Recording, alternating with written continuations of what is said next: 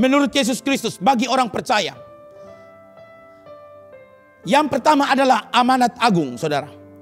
Markus pasal 16 ayat 15 berkata, lalu ia berkata kepada mereka, pergilah ke seluruh dunia, beritakanlah Injil kepada segala makhluk. Siapa yang percaya dan dibaptis akan diselamatkan, tapi siapa yang tidak percaya akan dihukum. Matius pasal 28 ayat 18 sampai ayat 20.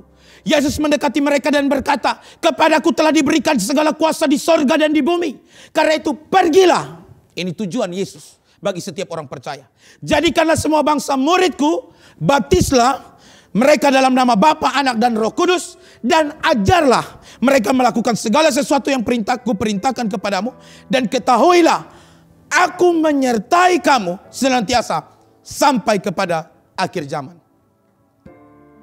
Tujuan Yesus bagi setiap orang percaya, Yesus memberikan tujuan hidupnya kita, saudara, yaitu untuk kita pergi, baptiskan, ajarlah. Itu tujuan kita. Pergi apa, saudara? Jadikanlah semua bangsa muridku. Markus 16 ayat yang kelima berkata, lalu ia berkata kepada mereka, pergilah ke seluruh dunia, beritakanlah Injil kepada segala makhluk. Tugas, tanggung jawab, tujuan utama orang Kristen yang pertama dalam hidup, bukan mencari ketenaran, bukan mencari kekayaan, bukan mengumpulkan harta dunia, bukan mencari kecantikan dan ketampanan bagian luar. Tapi Yesus memberitahu, tugas kita adalah pergi ke seluruh dunia, beritakan Injil kepada segala makhluk. Dan kita ada hidup di zaman yang sangat mudah, bukan, saudara? Anda hanya butuh kuota. Anda mungkin bukan orang yang fasih khotbah. Anda mungkin bukan orang yang punya karunia bernubuat, lancar berkata-kata. Anda mungkin tipenya pendiam saja. Orang ngomong marah juga kita tidak tahu ini orang dia mengerti atau tidak. Kau mengerti? Diam. Saudara mengerti? Diam. Mengerti tidak? Diam. Kamu mungkin tipe orang yang mau begitu pendiam. Tapi bukan berarti engkau tidak bisa beritakan Injil. Hari ini dengan media sosialmu engkau bisa beritakan Injil ke seluruh dunia. Anda tinggal copy paste setiap quotes yang bagus, yang firman Tuhan, setiap khotbah renungan bahkan seperti live streaming ini. Tidak susah, Anda tinggal tekan bagikan, tak. Yang Anda bagikan adalah apa? Firman Tuhan. Yang Anda bagikan adalah kebenaran. Yang Anda bagikan adalah apa? Injil, kabar baik.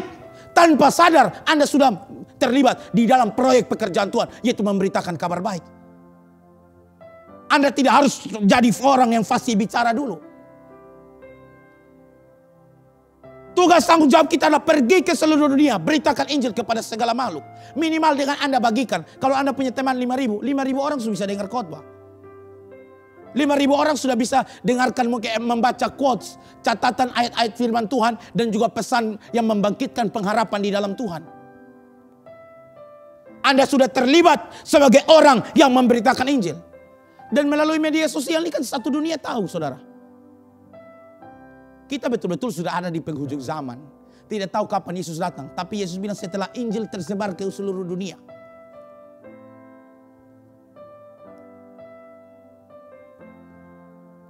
Jadi tujuan kita orang Kristen adalah apa?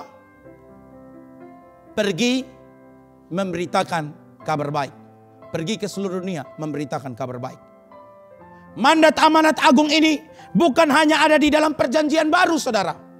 Bahkan sebelumnya, jauh sebelumnya, untuk memberitakan kabar pengampunan dosa, kabar baik ini di dalam perjanjian lama juga sudah tertulis dalam Mazmur pasal 9 ayat 14 sampai ayat yang ke-15. Mazmur 9 ayat 14 sampai ayat 15. Kasihilah aku ya Tuhan, lihat sengsaraku disebabkan oleh orang-orang yang membenci aku, ya Engkau yang mengangkat aku dari pintu gerbang maut. Supaya, ayat 15 berkata, supaya aku menceritakan segala perbuatanmu yang terpuji dan bersorak-sorak di pintu gerbang Putri Sion karena keselamatan yang daripadamu. Pemazmur dalam Mazmur 9 ayat 14 sampai 15 juga menceritakan bahwa kalau kita sudah mengenal Tuhan, kita sudah ditolong Tuhan, kita sudah mendapatkan anugerah dan kebaikan Tuhan, mari kita menceritakan segala perbuatan Tuhan itu. Jadi tujuan orang percaya nih, kita hidup di dunia ini untuk memberitakan kabar baik kepada sesama kita. Untuk memberitakan kabar keselamatan. Itu tanggung jawab kita. Dalam perjanjian lama ada banyak ayat yang menceritakan bagaimana tanggung jawab kita juga untuk menceritakan tentang Tuhan. Menceritakan kuasa dan pertolongan Tuhan. Mazmur 22 ayat 31. Mazmur 22 ayat 31.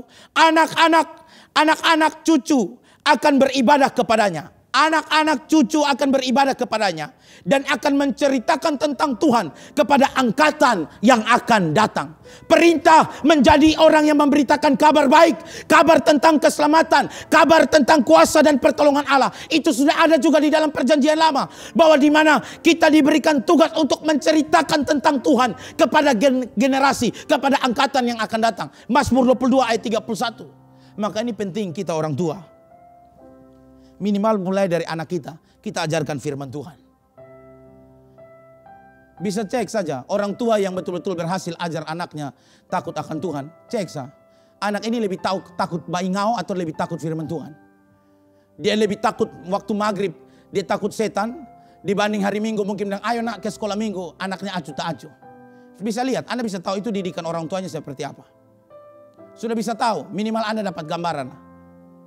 Kalau orang tua yang ajar takut akan Tuhan anaknya saudara. Dia akan mencintai Tuhan. Di dalam hidupnya itu anak dia perlu takut hantu. Karena apa? Orang tua ajarkan dia. Roh dalam kamu lebih besar dari segala roh yang ada di dalam dunia. Maka yang betul setan yang takut kau. Bukan kau yang takut setan. Karena apa? Bukan hebatmu. Tapi roh Tuhan yang menyertaimu. Mazmur 26 ayat 6-7 berkata.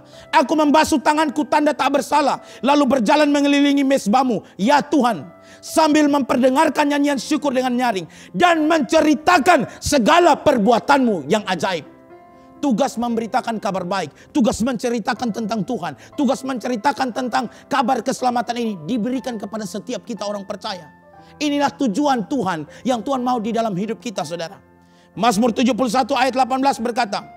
Juga sampai masa tuaku dan putih rambutku ya Allah. Janganlah meninggalkan aku. Supaya aku memberitakan kuasamu kepada angkatan ini. Keperkasaanmu kepada semua orang yang akan datang. Saudara lihat pemazmur berkata.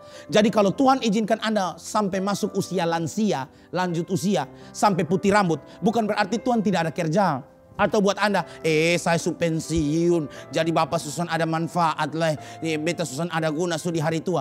Dengar. Opa oma yang menyaksikan live streaming ini. Hidupmu dipakai oleh Tuhan. Tuhan izinkan engkau masuk sampai masa tua. Sampai putih rambutmu. Tujuannya apa? Supaya memberitakan kuasa Tuhan kepada angkatan ini. Kepada anak cucumu. Keperkasaan Tuhan kepada semua orang yang datang. Jadi ketika orang datang tanya. Opa oma apa kabar? Tujuan opa oma umur panjang itu supaya apa? Menceritakan pertolongan Tuhan. Kuasa Tuhan. Opa mulai cerita. Dulu opa ditolong Tuhan seperti ini. Dulu opa sebelum mengenal Tuhan begini. Setelah opa terima Yesus sebagai Tuhan dan Juru Selamat. Opa dibaptis. Opa diajarkan. Bersaksi. Menceritakan kuasa dan pertolongan Tuhan.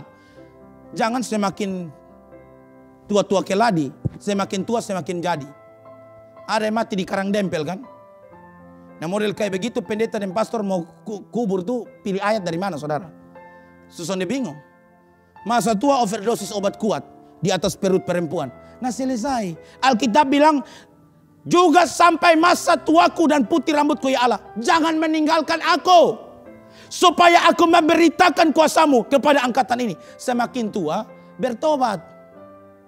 Bukan semakin tua semakin foe. Maka jujur Tuhan kasih hidup singkat. Lu mati cepat. Kalau Anda mau supaya hidup bermanfaat. Dalam masa tuamu.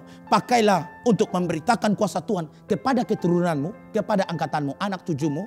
Dan ceritakan keperkasaan Tuhan. Kepada setiap orang yang datang kepadamu.